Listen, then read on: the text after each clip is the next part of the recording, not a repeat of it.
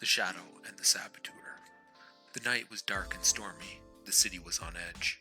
A series of mysterious explosions had rocked the industrial district, destroying factories and warehouses and killing dozens of workers. The police were baffled. The public was terrified. Who was behind these attacks, and what were their motives? Only one man knew the answer: the Shadow.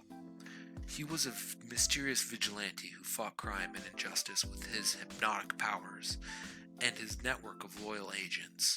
He had a knack for finding clues that others had overlooked, and a voice that chilled the blood of evildoers.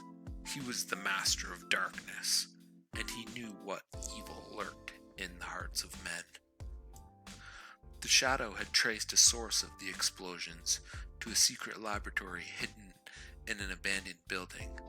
There, he had discovered the identity of the Saboteur, a brilliant but twisted scientist named Dr. Zorn. Dr. Zorn was a former employee of the government who had been fired for conducting unethical experiments on human subjects.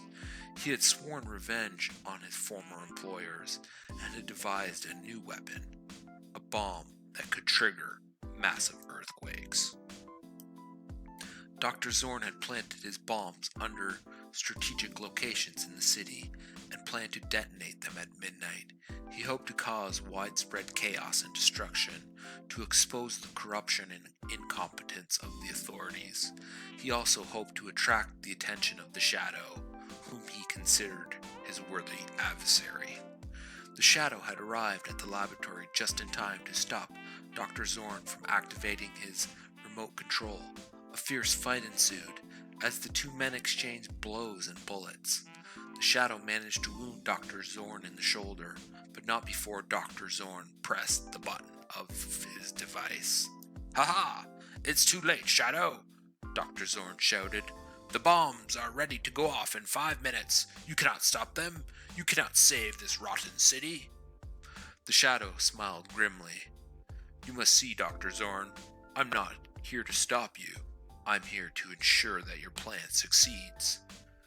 The Shadow had used his hypnotic powers on Dr. Zorn. He had planted the idea of his own in the weak mind of Dr. Zorn, using his intellect against him. He had planned to frame Dr. Zorn and use his new inventions, to frame his technology as evil and aberrant to humanity. It was his plan funded by the alternate League of Nations, the ALN. The ALN purpose was to direct and influence certain undesirable nations to ruin, to acquire their resources and enslave their populations. Dr. Zorn was confused. "But how could you know? I've just come up with this bomb schematics this week and assembled the parts." The bomb had utilized the inner energies of the cosmos, tapped the river of time for its essential energies. It amplified the waveforms of the fermions and released them in a cascade, disturbing the ground beneath them and triggering the fault lines of the Earth. The earthquake it would cause would make previous eons of geologic disturbances and tectonic plates seem like a twitch, a mild tremor. The Shadow represented a new humanity, a dominant humanity destined to become the new gods of the coming ages. Their psionic abilities gave them the will to influence the minds of the weak.